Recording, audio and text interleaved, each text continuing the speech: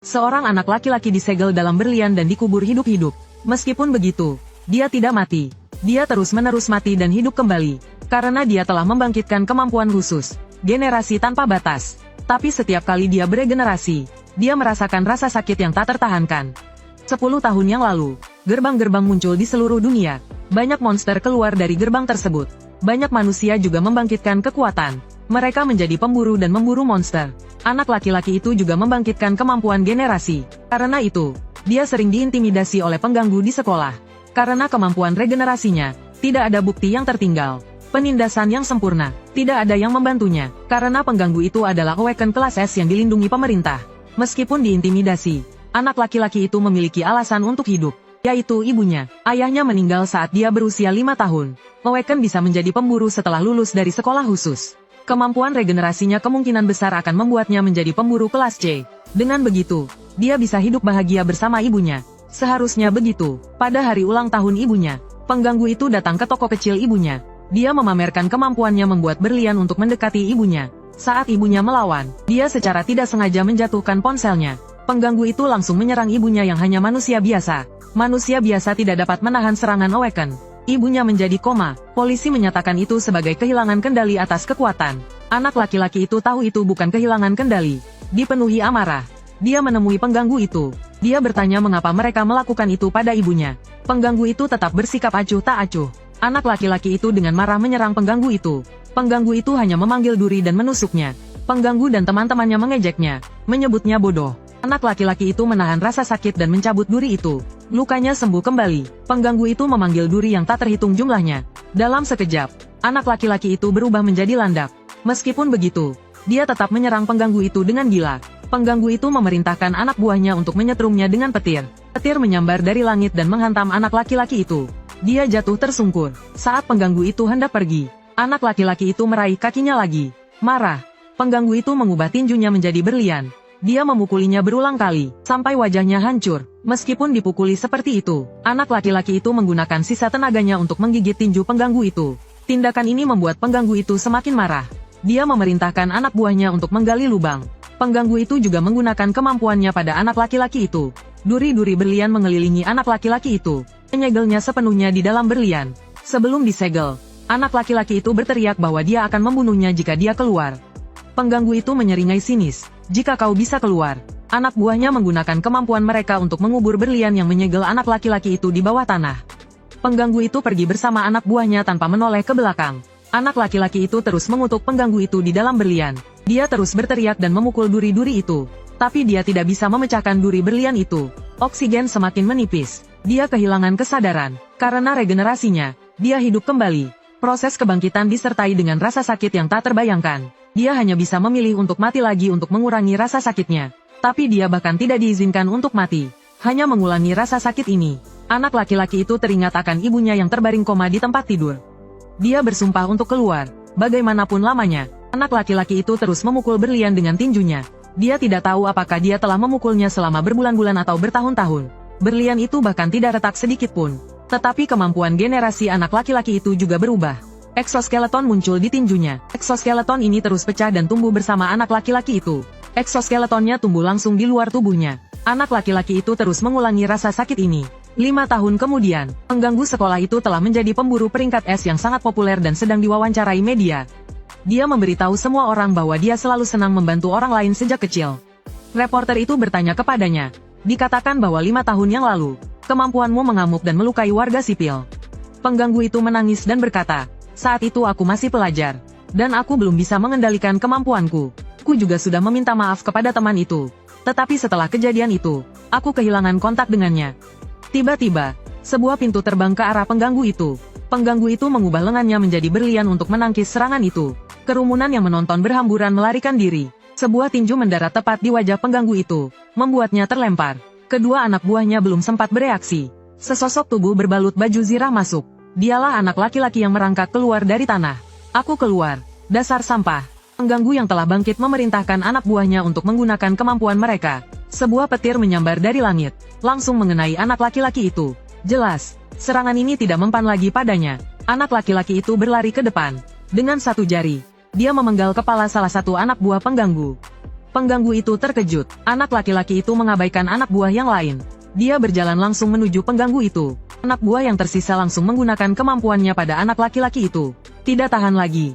Anak laki-laki itu berbalik dan menerjang anak buah tersebut. Dia meraih leher anak buah itu. Dengan satu pukulan, dia menghancurkan kepalanya. Sementara itu, pengganggu itu muncul di belakang anak laki-laki itu. Tinjunya yang dilapisi berlian menghantam anak laki-laki itu. Dia memanggil duri-duri berlian yang tak terhitung jumlahnya. Duri-duri itu menembus tubuh anak laki-laki itu seperti landak. Saat pengganggu itu mengira dia telah mengalahkannya, anak laki-laki itu berdiri. Duri-duri di tubuhnya perlahan terdorong keluar. Melihat itu, pengganggu itu langsung melapisi seluruh tubuhnya dengan berlian. Dia menghajar anak laki-laki itu selagi dia belum pulih. Saat pukulan terakhirnya mengarah ke kepala anak laki-laki itu, anak laki-laki itu menggigit tinjunya, sama seperti sebelumnya. Tapi kali ini berbeda, anak laki-laki itu menggigit berlian di tinju pengganggu hingga retak. Dia akan memakan lengan pengganggu itu. Rasa sakit itu membuat pengganggu itu menggunakan kemampuannya lagi. Sebuah duri besar muncul dari tanah, menusuk anak laki-laki itu. Pengganggu yang kehilangan tangannya melarikan diri dengan panik. Tiba-tiba, sebuah duri terbang dan menusuk dadanya. Duri itu dilempar oleh anak laki-laki itu. Dia berjalan menuju pengganggu itu sambil membawa lusinan duri. Pengganggu itu memohon belas kasihan. Anak laki-laki itu menggunakan duri pengganggu untuk menusuk tubuhnya seperti landak. Pengganggu itu bertanya siapa anak laki-laki itu. Mengapa dia melakukan ini? Anak laki-laki itu melepas tengkorak bagian kanannya. Pengganggu itu langsung mengenalinya. Dia adalah orang yang pernah dia kubur. Anak laki-laki itu memukul pengganggu itu berulang kali. Akhirnya, dia memberikan pukulan terakhir melalui mulut pengganggu. Dengan ini, anak laki-laki itu akhirnya membalaskan dendamnya. Saat dia pertama kali merangkak keluar dari tanah. Setelah itu, dia kembali melihat ibunya yang terbaring di ranjang rumah sakit. Setelah membalaskan dendamnya, pemuda itu mendongak dan meraung. Seorang wanita muncul di belakangnya. Bagaimana rasanya setelah dendammu terbalas? Orang itu adalah Sim Jae-yeon, ketua asosiasi Hunter Negara H. Dia menjelaskan kepada pemuda itu bahwa dia telah mengamatinya selama 5 tahun terakhir.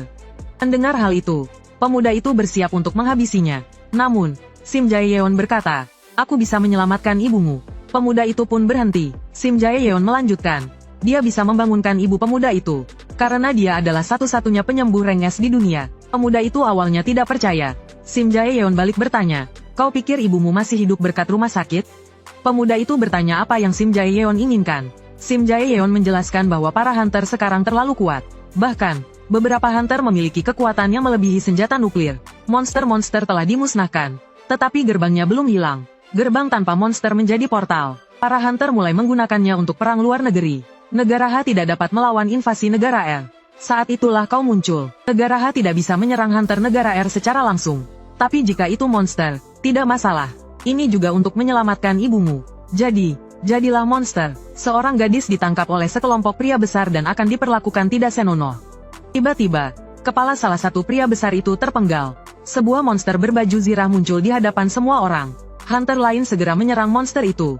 Meskipun semua serangan mengenai monster itu tidak terluka sedikit pun. Seorang hunter berpedang menyerbu ke arahnya. Saat pedangnya mengenai monster itu, pedangnya malah patah. Kepala hunter itu pun dipenggal oleh monster tersebut. Mereka tidak percaya ada monster seperti itu di dalam gerbang.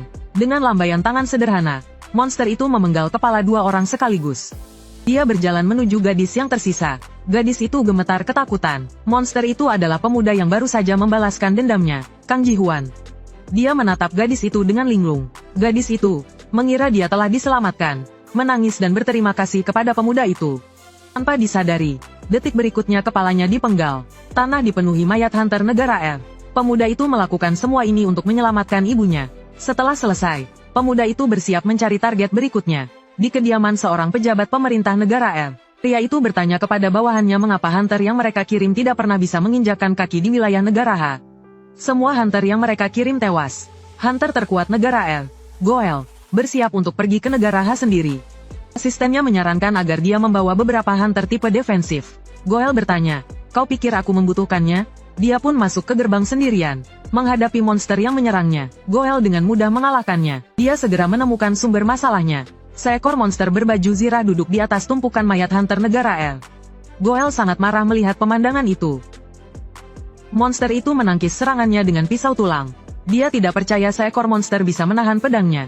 Sambil menghindari serangan monster itu, Goel meninju dada monster itu dengan tangan kirinya. lalu menebas monster itu dengan tangan kanannya. Tebasan yang kuat itu menerbangkan monster tersebut. Monster itu memuntahkan darah setelah menerima serangan tersebut. Sebelum monster itu sempat bereaksi, Goel mengeluarkan 2 tebasan energi. 2 tebasan energi itu kembali menerbangkan monster tersebut. Goel memanfaatkan kesempatan itu untuk menyerangnya. Monster itu menghindari serangan sambil membalas dengan pisau tulangnya. Goel dengan cepat menarik pedangnya dan menebas salah satu tangan monster itu. Monster itu terlalu lambat untuk bereaksi. Karena pedangnya bahkan bisa memotong berlian. Dia menebas leher monster itu lagi. Monster yang kepalanya terpenggal itu pun roboh. Gael merasa level pemburu negara R terlalu rendah. Bagaimana bisa mereka mati di tangan orang ini? Meskipun ayah anak laki-laki itu sibuk bekerja, di mata anak itu, ayahnya adalah ayah yang baik. Dia juga menyukai ayahnya seperti itu. Tetapi ayah seperti itu, untuk menyelamatkannya, mati di depan matanya. Karena pekerjaan ayahnya, keluarganya terlilit hutang yang sangat besar. Tangan ibunya juga menjadi kasar karena bekerja keras dalam waktu yang lama. Meskipun begitu, ibunya tetap tersenyum dan berkata, "Tidak apa-apa." Dia tahu ibunya menangis setiap malam. Suatu hari, anak laki-laki itu menemukan bahwa dirinya adalah seorang awaken. Dia memberitahu ibunya bahwa dia harus menjadi seorang pemburu, agar ibunya bisa hidup nyaman. Tapi sekarang ibunya terbaring di ranjang rumah sakit. Monster yang tadi pingsan, tiba-tiba membuka matanya. Ketua Asosiasi Pemburu Negara H, Sim Jae-yeon, memberitahunya bahwa banyak negara di dunia telah ditaklukkan oleh para pemburu. Dia meminta anak laki-laki itu untuk mengalahkan pemburu terkuat dari negara musuh, negara H. Itu juga merupakan syarat untuk menyelamatkan ibunya. Setelah mengalahkan anak laki-laki itu, Gael berencana untuk pergi ke negara H dan membuat kekacauan. Rasa sakit tiba-tiba menyerangnya dari bawah. Anak laki-laki yang bangkit kembali menggigit kakinya. Gael menyadari bahwa itu adalah kemampuan generasi. Sayangnya, satu kakinya sudah digigit oleh anak laki-laki itu. Dia mengayunkan pedangnya dan menjauh dari anak laki-laki itu. Sebuah lingkaran muncul di tanah dengan Gael sebagai pusatnya. Sosok Gael menghilang di dalam lingkaran. Hanya tersisa kerangka anak laki-laki itu. Gael telah melancarkan jurus pamungkasnya. Bayangan yang tak terhitung jumlahnya menyerang anak laki-laki itu. Hanya dalam sekejap, anak laki-laki itu terpotong-potong. Tebasan Gael tidak berhenti. Pedang yang tak terhitung jumlahnya memotong potongan-potongan itu berkali-kali. Tebasan Gael seolah menembus ruang, mencapai gerbang ruang angkasa terdekat. Pedang-pedang terbang keluar dari gerbang ruang angkasa.